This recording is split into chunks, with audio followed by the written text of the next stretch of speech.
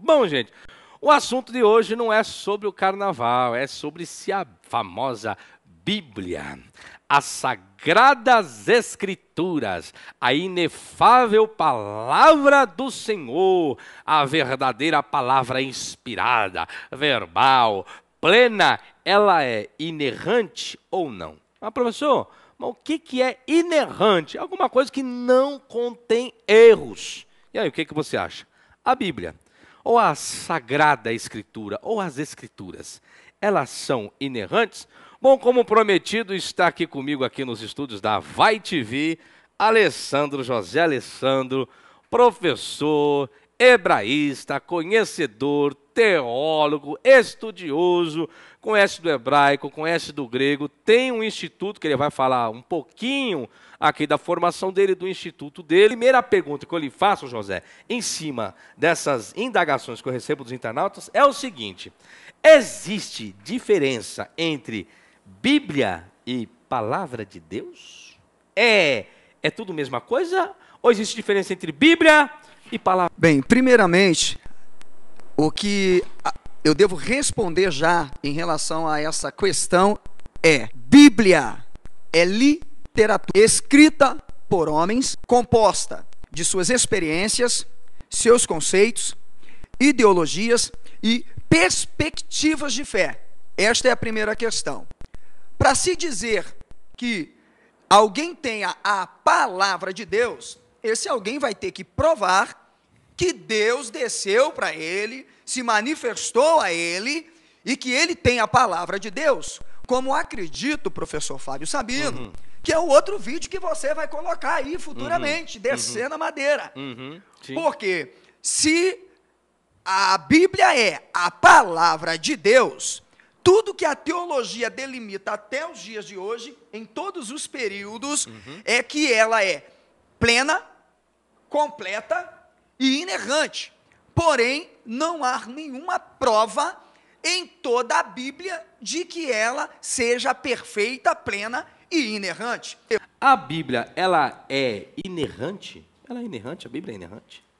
Em hipótese nenhuma. O que mais encontramos na Bíblia são erros em sua redação, o que os próprios eruditos, autoridades, manuscritólogos, papirólogos, críticos textuais, eles mesmos e os próprios defensores da inerrância da Bíblia já delimitaram nos seus próprios textos tradutórios, inclusive dos mais famosos textos críticos, como de Nesne Aland e o mais famoso procedente de Westcott e Hart, que foram os dois britânicos que traduziram o primeiro texto crítico. Eles criaram um aparato crítico à margem da própria Bíblia, mostrando todos os tipos de erros inferidos na própria Bíblia. E aí, como eu posso dizer então que a Bíblia é inerrante quando os próprios textos da Bíblia foram manipulados, foram adulterados, de se fabricar, levava-se cerca de 8 a 10 dias para se fazer uma folha A4, por exemplo, de um papiro. Então, reaproveitava-se aquele papiro para reescreveres ou editarem novamente os textos. E um dos costumes da cultura da época era realmente não reaproveitarem um texto, pois isso já demonstraria toda a descredibilidade. E como Konstantin von Tischendorf, em 1881 a 84, diz que acha no monastério de Santa Catarina um texto, e que este texto era realmente com exatidão os textos autógrafos, eram os que procediam da mão dos apóstolos quando o lançaram numa lixeira. Redatores, editores já estão se matando entre eles, né, com relação a esta passagem, que é um erro totalmente intencional para defenderem uma teologia ou uma doutrina sobre o que é a humanidade de Cristo, os servos. Bem, eu estou falando dos primeiros escritores, e aí não são dos pais da igreja que cometeram as inferências, eu estou falando de uma análise diacrônica, pegando primeiro a fonte primária. O autor que está ali redigindo a história, o fato, que vai iniciar o livro dele dizendo que tudo que ele está escrevendo se baseou em testemunhas oculares, que ele perquiriu com toda diligência para escrever. Bem, se os próprios autores não estão concordando quanto ao fato, isso por si já mostra um erro, e é a Bíblia inerrante.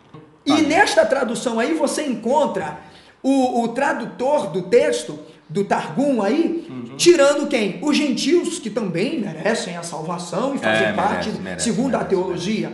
Então aí é uma contra-razoabilidade entre as traduções. Por quê? Porque um quer dizer que seja o Messias, mas também destituem os gentios. Se você quer estudar comigo, como o professor Fábio Sabino tem o seu trabalho independente, autônomo, que tem sido aí reconhecido por todo o Brasil, você será bem-vindo. Não me adicione para me perguntar se eu creio da mesma forma que o professor Fábio Sabino, se eu sou pior do que ele, se eu digo que a Bíblia é do cão ou se a Bíblia é de Deus. Por favor, terei um imenso prazer. Quem me conhece sabe que eu sou um cara sociável, de boas relações, mas eu não discuto fé. Eu discuto de forma científica e acadêmica acerca da Bíblia. Todos os meus pressupostos estão aqui no livro que você poderá adquirir e consultar. Se você achar que eu estou com inverdades, vai a público, porque eu posso responder aí por um ato ilegal.